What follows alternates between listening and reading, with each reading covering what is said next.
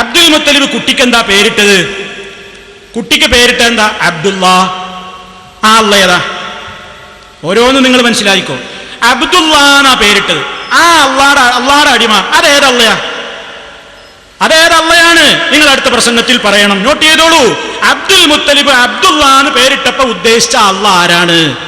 നമ്മൾ പറയുന്ന അള്ളയോ അതോ സങ്കല്പത്തിൽ അവര് സങ്കല്പിച്ചുണ്ടാക്കിയ വേറൊള്ളയോ? നിങ്ങൾ പറഞ്ഞാൽ മതി ജനങ്ങളോട്.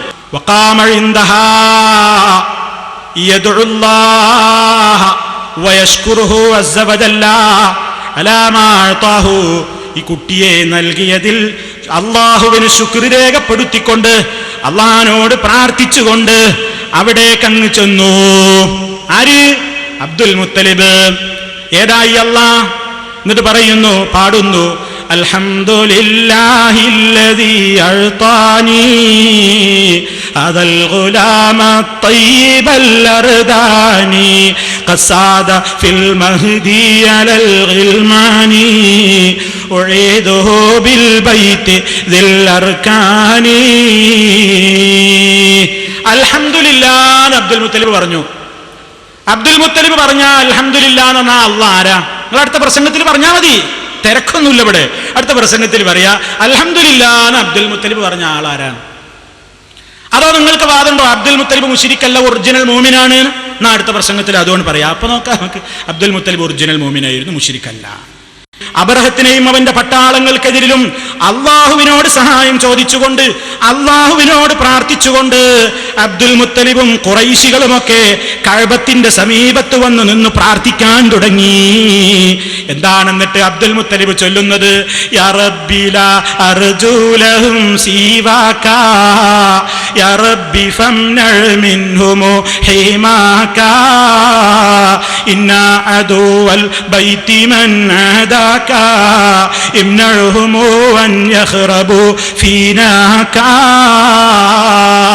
അബ്ദുൽ മുത്തലിബ് അള്ളാഹ് വിളിക്കുകയാണ്.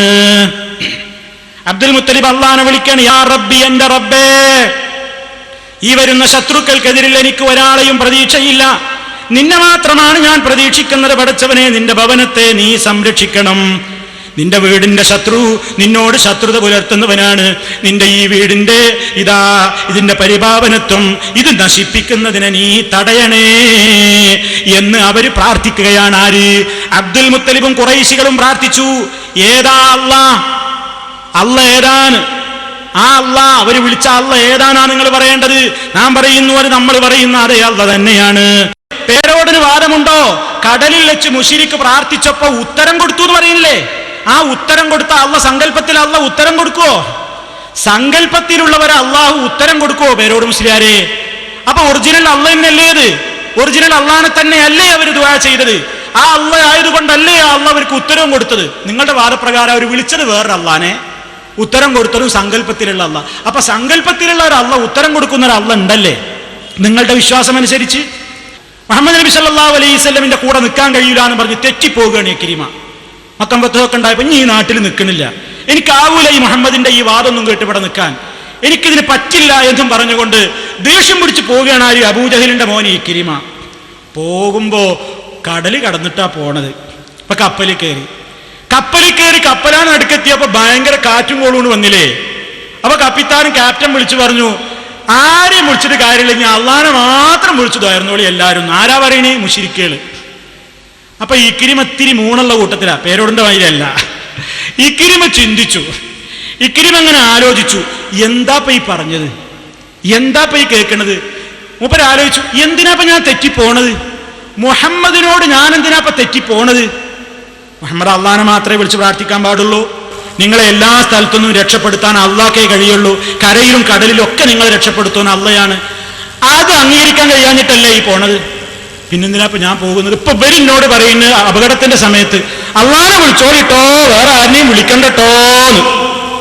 അപ്പൊ മൂപ്പർക്ക് ബോധ്യായി, ഞാൻ മടങ്ങ, ഞാൻ ഈ അപകടത്തിൽ നിന്ന് രക്ഷപ്പെട്ട് അവിടെ എത്തിയാല് നബി സല്ലല്ലാഹു അലൈഹി വസല്ലം മുഹമ്മദുൻ സല്ലല്ലാഹു അലൈഹി വസല്ലം അടുക്കൽ ചെല്ലും, മുഅ്മിനാകും. മൂപ്പര് മുഅ്മിനാകാനുണ്ടായ സന്ദർഭം അതായിരുന്നുവെന്ന് ചരിത്രത്തിൽ അറിയപ്പെട്ടൊരു കാര്യമല്ലേ? ഏത് അള്ളാനെ ഇക്രിമ വിളിച്ചത്? അല്ലെങ്കിൽ ഏത് അള്ളാനെ വിളിച്ചോളാനാണ് ആ കപ്പലിലുള്ള ആൾക്കാരൊക്കെ പറഞ്ഞത്, കപ്പിത്താൻ പറഞ്ഞത്? പേരോട് അടുത്ത പ്രസംഗത്തിൽ പറയാ. അബൂജഹിൽ തന്നെ വിളിച്ചു പ്രാർത്ഥിച്ചത് ഖുർആനിൽ നിന്ന് നമ്മൾ ഉദ്ധരിച്ചിട്ടുണ്ട്. ഖുർആനൊക്കെ പറഞ്ഞാലും വിശ്വാസമില്ലാത്തവർക്ക് മാലപ്പാട്ടിൽ നിന്ന് വന്ന് പറഞ്ഞിട്ടുണ്ട്. ഇറയോനെ ഹാദൽ ബൈത്തുടെ നയന ഹക്കൊട് ബാത്തിൽ രണ്ടിൻ ഇടയൈ പീരിത്തരുളിയിടുന്നി ഇന്ദദിനം തനിലെ നമതിരുഭാഗം നിക്കുവരിൽ ഒരു കൂട്ടം ഹക്കുടയോർ അവരാരുനക്കറിയാം അവർകളെ ഇതിൽ തീരിത്ത് ഖലാസിയത്താക്കിട് നീ പരനേ രണ്ടാലൊരു ദീനിനെ പോരിശയാക്കിനിതായിമിൽ കാത്തുകൾ ഫത്താഹേ താമസം ചെയ്തിടാതു തീരം ചെയ്തിട് നീ ഇരവിന് ഹക്കിമേ സിത്ര അകലാക്കി നിന്നുസുറ ഫത്ഹാക്കുനൈ ഖദ്റാൽ അവർ ദുആ പട്ടാങ്ങിൽ റാഹിമവൻ കബൂലാക്കിയിടൈ സത്യമാൽ. മോയിൻകുട്ടി വൈദ്യരുടെ ബദർ പാട്ട് ഇത് പാടിയിട്ടില്ലേ കഴിഞ്ഞ തവണ? നിങ്ങൾ ചിന്തിച്ചോ, അബൂജഹിൽ വിളിച്ച ഈ അള്ള ആരാണ്? അബൂജഹിൽ പ്രാർത്ഥിച്ചത് ഏതള്ളയോടാണ്? ചിന്തിക്കൂ സഹോദരന്മാരെ. അബൂജഹിൽ അടക്കമുള്ള അവിടുത്തെ ഖുറൈശികൾ പണ്ടേയും നബി വരുന്ന കാലത്തും നോമ്പെടുത്തിരുന്നു.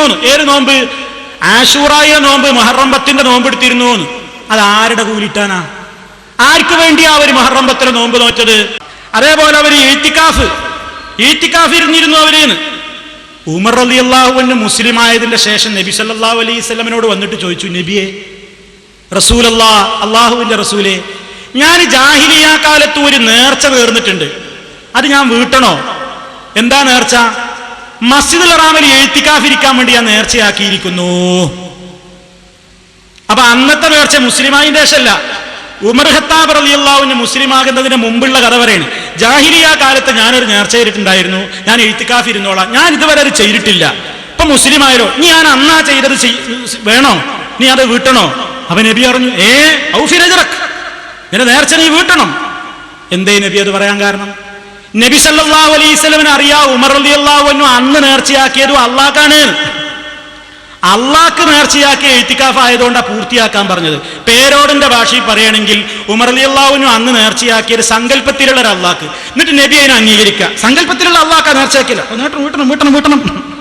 അങ്ങനെ ഉണ്ടോ? നോക്കൂ നിങ്ങൾ, ഒരൊറ്റ വാചകം കൊണ്ട് ഇവരുടെ എല്ലാ കാര്യവും പോകാൻ പോവുകയാണ്.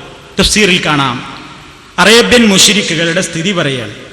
വഇൻ കാനൂ യുത്ലിഖൂന ലഫ്ളൽ ഇലാഹി അലൽ വസനി ഫമാ തലഖൂ ലഫ്ളല്ലാഹി അലാ ശൈഇൻ സിവാഹു. മുശ്രിക്കുകൾ വിഗ്രഹങ്ങൾക്കൊക്കെ ഇലാഹ് എന്ന് പേരിട്ടതല്ലാതെ വിഗ്രഹങ്ങളെയൊക്കെ അവർ ഇലാഹ് എന്നാണ് വിഗ്രഹങ്ങളുടെ കാര്യത്തിലൊക്കെ അവർ പ്രയോഗിച്ച പദം.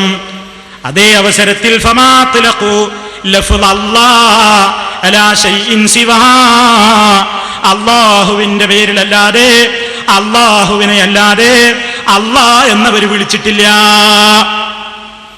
ഒരൊറ്റ മുശ്രിക്കും അവരുടെ ആരാധ്യന്മാർക്ക് അള്ളാഹ്ന്ന് പേരിട്ടിട്ടില്ല. അവരല്ലാന്ന് പറഞ്ഞതൊക്കെ ആരെയാണ്? നമ്മൾ പറയുന്ന അള്ളാഹുവിനെ തന്നെയാണ്. അപ്പൊ അള്ളാഹ് എന്നുള്ള ആ ഒരു നാമം ഒരൊറ്റ ബിംബത്തിനും അറേബ്യൻ മുശ്രിക്കുകൾ ഇട്ടിട്ടില്ല. അവരെ അള്ളാഹ്ന്ന് എവിടെയൊക്കെ പ്രയോഗിച്ചോ അവിടെയൊക്കെ ഉദ്ദേശിക്കുന്നത് നാം പറയുന്ന അതേ അള്ളാഹു തന്നെയാണ്.